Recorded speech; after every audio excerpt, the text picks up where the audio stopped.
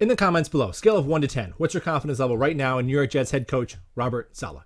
For what it's worth, when the New York Jets were doing their head coaching search after Adam Gase, he was my number one choice.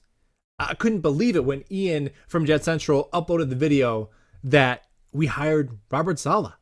And what I liked about Coach Saleh, what drew me to him, was that he was intense. The intensity on the sideline. I just loved it. It seemed authentic. There's passion. And it seemed like his defenses were always prepared and physical.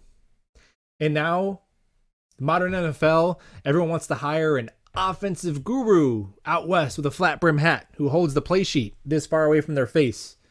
And that's cool. You can do that. You can win a Super Bowl doing that, obviously. But to me, Robert Saleh presented himself as someone who had the intensity of an old school ball coach, but also the player's coach mentality and some of the nuance to navigate coaching the modern athlete. He still might be that guy. However, that guy, Robert Saleh, said probably the most inexplicable thing I've ever heard him say since he was hired to be our head coach. And he was asked about the breakdowns in communication on the back end of the defense, right? Giving up the long touchdown against Baltimore, leaving Amari Cooper uncovered in the end zone. And then Jamar Chase, nobody near him for an easy touchdown.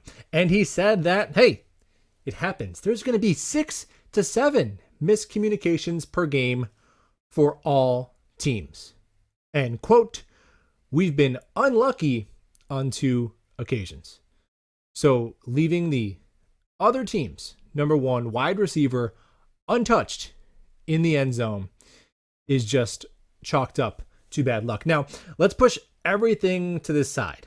Our emotions, if we feel like we need to fire him now, if we feel like Jets fans are crazy and this is why we can't have nice things and, it's Robert Saleh slander, or like most of us, maybe you're kind of in the middle. We have to ask ourselves a very simple yet very important question. Do you know any exceptional leader in your life who has an excuse for absolutely everything? I don't. Because good leaders don't make excuses, full stop. Does that mean Robert Saleh is a bad leader? No. It might mean he's an inexperienced leader, and he needs to stop this right now. Right now. The slogans, the 60%, the all gas, no break, the receipts, bravado, sticking your chest out. I'm cool with that. I'll ride or die with you, coach. You go out there and win some games. But along with that extreme confidence has to come extreme ownership and extreme accountability. They are inseparable. And when you make statements like that, but then you walk them back with excuses, you look kind of silly. And that's how we look on this Monday. And DJ Reed didn't say any of that. DJ Reed said it is completely unacceptable. We need to fix it right now. And even if that is true, let's say that's true. There are 6 to 7 miscommunications per game. Well, on defense, every game, that seems high. I think if we surveyed some other accomplished defensive-minded coaches around the league, I think that number might be a little lower. But why is that our standard? So that's the league average. But you were hired as a defensive guru. Your defenses in San Francisco took you to championships.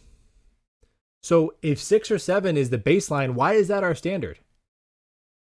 That average is being dragged down by abysmal franchises. I don't care about them. What's the Jets standard for how many miscommunications there should be in a game? You know what? Mine is 0. And maybe that's not attainable. Maybe it's 2. But just saying that's what most football teams do, so that's what we have to just accept, that's bogus, man. I'm not buying that. It should be better than that. And we have the pieces to man up in the back end and not need to talk to each other. Sauce Gardner, meet Jamar Chase. Communication solved. So if Robert Saleh is going to be the guy to turn this thing around, which he still might be, God, I hope he is. I can't do another down to the studs rebuild, man. Can't do it. I hope he is. I hope he's here for 20 years. But if he's going to be more than the X's and O's, more than the players we draft or sign, the first thing that needs to happen is the excuses need to stop, and the accountability and the standard for what it means to play and coach as a New York Jet needs to be raised immediately. And we'll talk ball soon.